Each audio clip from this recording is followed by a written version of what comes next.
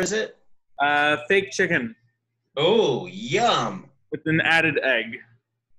I love added eggs. Well, Okay. We are on the line that it's near the end of the line. It's over halfway down the wide lines of Yud Beis Amud Aleph. At the end of the word, it's this Taf Reish abbreviation Tanu Rabbanan Im. Tanu Rabbanan Im. Do you both have it? How far down? You said halfway? It's well over halfway down. And the line ends with the abbreviation Taf Reish Tanu Rabbanan Im. Oh, I see that. You got it? Hi, Nathan. Tanu Rabbanan Im. Okay, now we're going back. Hi, Nathan. Remember again, we have this basic machlokes. It's really a three-way machlokes, but our mission is skips Rabbi Eliezer. So we're focused on Rabbi Yossi Aglili and Rabbi Kiva. Rabbi Yossi Aglili holds that it's a mitzvah in the Gol Adam to kill him, and Rabbi Kiva says it's reshus, he's allowed to. Rabbi Yossi Aglili says it's reshus for another man to kill him, and Rabbi Kiva says no, he's not allowed to. Okay, Tana Rabbanan, in a brayso we learn im yatso yitzei rotzeach.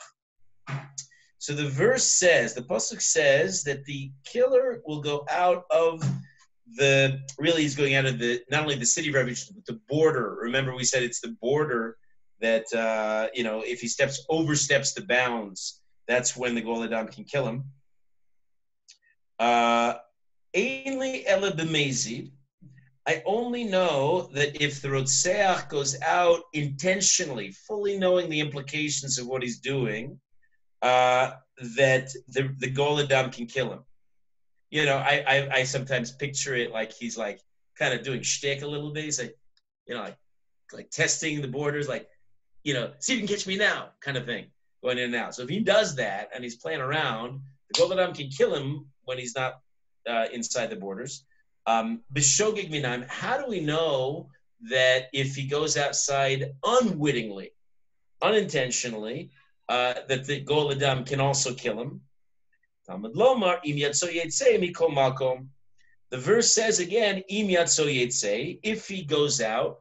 The double language, im yatso yetzei, as was also often interpreted, they're saying, you will surely go out, which is a fine drasha, just please don't call me Shirley. You will surely go out, so that means in all cases, mikol makom, meaning whether the guy goes out intentionally or whether he goes out unintentionally, in both instances, he can be killed by the Gol Hadam. Now, what's a case of shogeg? Either he doesn't realize that he's left the city, he just does not aware of the actual boundaries around the city. Alternately, it could be ignorant of the law. Maybe he doesn't realize that it's usher to leave the city, which is negligence on his part. But okay, that's shogeg, as we well know in the sugya. Either way, the Gol Adam can kill him. So far, so good? Because now we have what if he was like intoxicated or something? It's never an excuse. We in Derech know such things, right? Never an excuse. I think your smile kind of said it all. All right. Now we're going to see a contradictory statement in another brisa of Hasanya, but hey, we have another brisa that seems to say something else. Exactly the same scenario. It says, skip the word v'horgo. Most of the commentators take it out. B'mezid nerag b'shogeg gola. No, only if the guy left the city, the Rotseach leaves the city intentionally, can the Gol Adam kill him. If he leaves by accident, by shogeg, he's gola, which means we just send him back. We say, go, go back, young man. But the Gol Adam is not allowed to kill him. So it's the second brisa. You hear the distinction? It's not so complicated. I had a question, and I looked around. I looked pretty far and wide. None of the major commentaries address it. I leave it open to you if anybody has a suggestion. How does the Gol Adam know whether the Rotseach is leaving b'mezid or b'shogeg? I mean, all he sees is a guy walking outside the boundaries. Can he assess if it's intentional or shogeg or inadvertent? I mean, maybe if there's certain, if the guys walk, maybe if he asks him, hey, do you know why what you're doing outside the boundaries? And the guy, the Rotseach says something to the effect of, hi, Eitan. And the Rotseach says something to the effect of, I thought it's okay to come out here. If that's the case, well, the first Bryce would say, I'm catching you up a little, Eitan. The first Bryce would say, you can't kill him. That Goladam can't kill him. And the second Bryce would say, fair game either way. No, lehefech. I'm sorry, I messed it up. The other way around. The first Bryce says that the Goladam can kill him no matter what. The second Bryce says he can only kill him if he walks out the Mazid, not if he's B'shogeg. That's the contradiction. So the Gemara tries to resolve the contradiction. It says, Lo kasha. There's no difficulty, no contradiction. The brisa that, the second brisa really, that says if he's B'shogeg, he can go back. Kimanda Amar Amrinan Dibra Teira Kalasham B'nei Adam. The second brisa is like the one who says that the Torah speaks the language of people. Have you heard this expression before?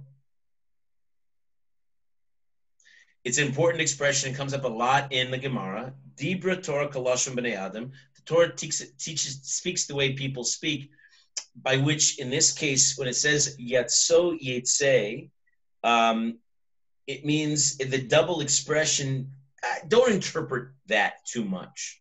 It doesn't mean either way he's going to be killed. No, that's how people speak. If he surely goes out, people have all kinds of idiosyncrasies and tics in the way that they express themselves.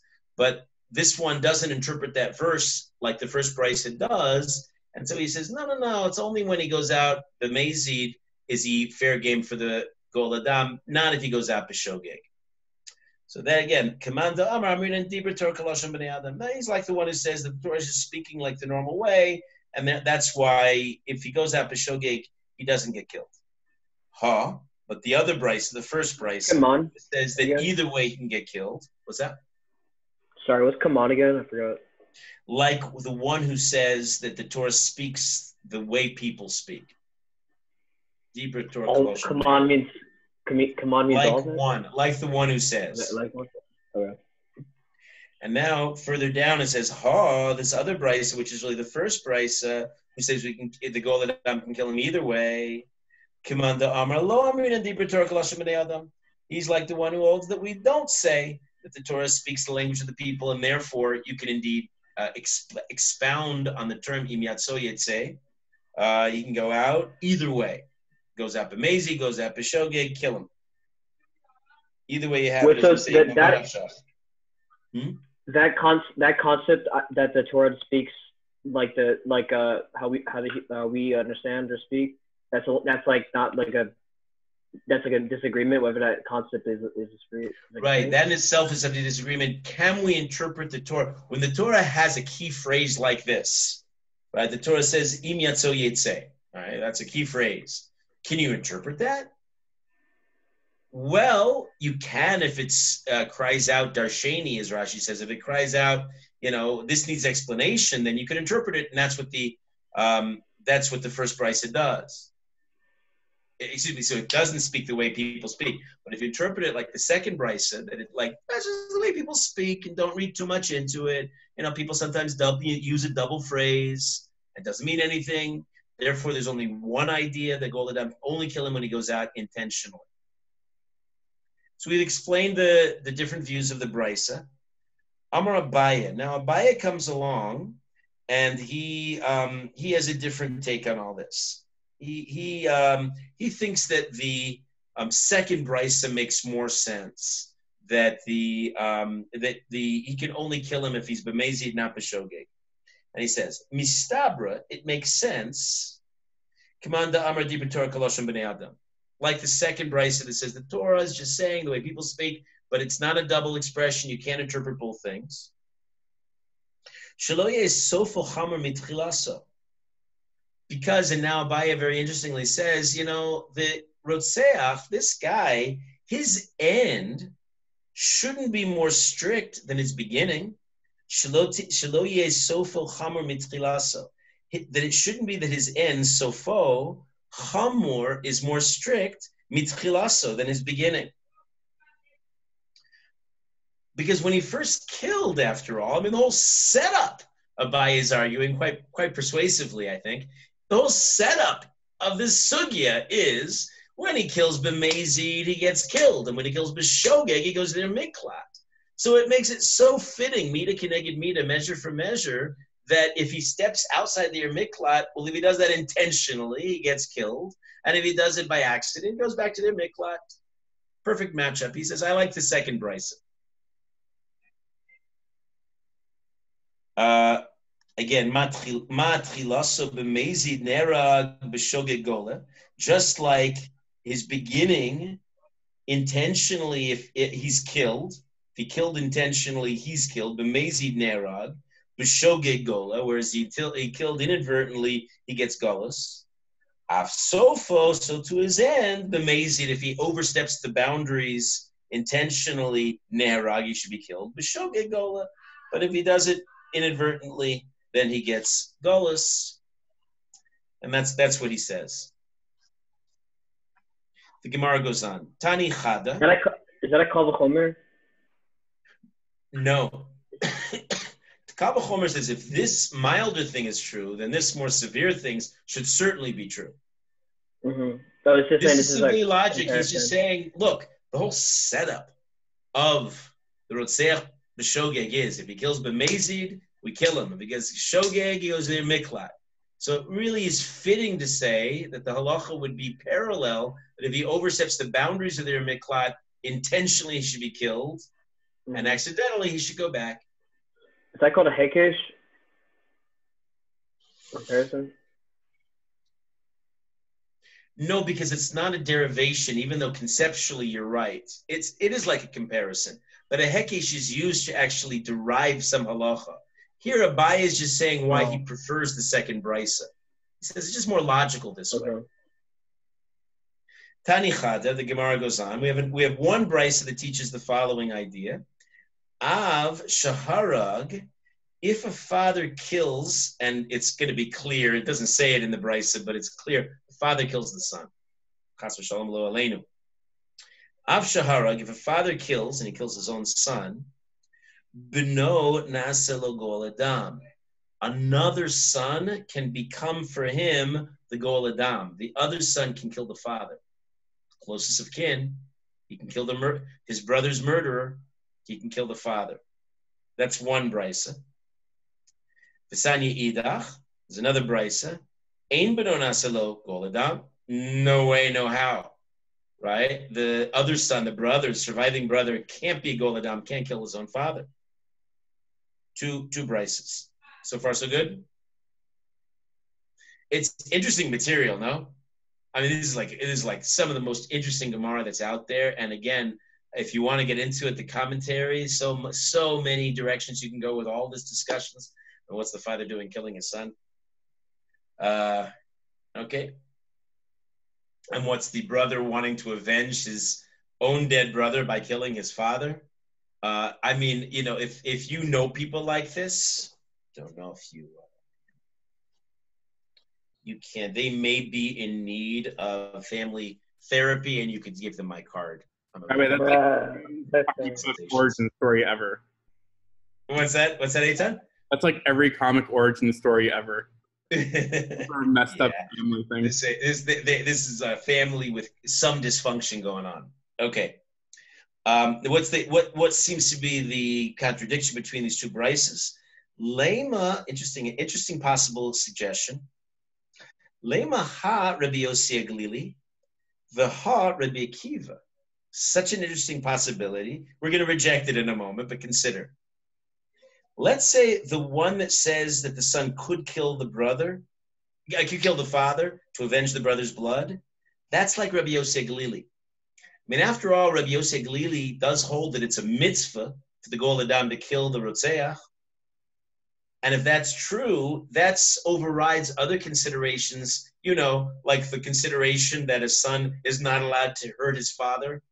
And if he can't hurt his father, he can't bruise his father, he can't curse his father, well, then one imagines he probably is not allowed to murder his father under any circumstances, even a Gol Adam kind of an arrangement, right? So, but if Rabbi Yosef Galili comes and says that this is a mitzvah, then maybe he could, maybe even a son could kill his father.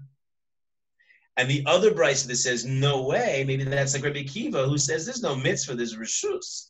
And if there's just a reshus, then the son who can't hurt his father certainly can't kill his father. Yeah? The Gemara doesn't like this. The Gemara says, oh, come on. The Gemara says, oh, come on, like this. V'tzizbura. Think about it. Is this reasonable? He says, it's not reasonable. Bein lamanda amar mitzvah, bein lamanda amar reshus. Whether the one who says mitzvah, that's Rabbi Yosef Galili, or whether the one who says it's reshus, that's Rabbi Akiva. Mishari, would it ever be okay for a son to kill his father? No way. V'hama Rabbi Baravuna, Rabbi Baravuna says, V'chen Tana de Rabbi Yishmael, and we have this also in the school of Rabbi Yishmael. They both say like this. Lakol eina ben nasa shaliach la'aviv, lakoso ulakilalasa. Right? With really for punishment for any kind of a sin, any kind of an avera, the son is not allowed to become basting, basically, to enact punishment.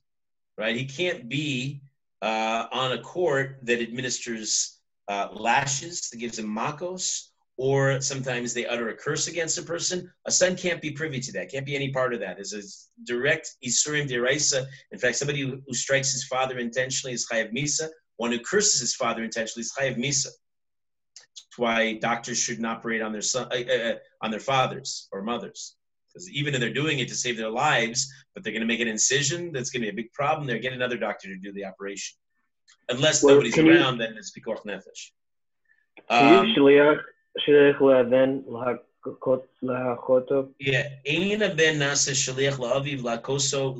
a son can't be a messenger for his father either to hurt him, or to give him Makkos, or liklaso, or to curse him.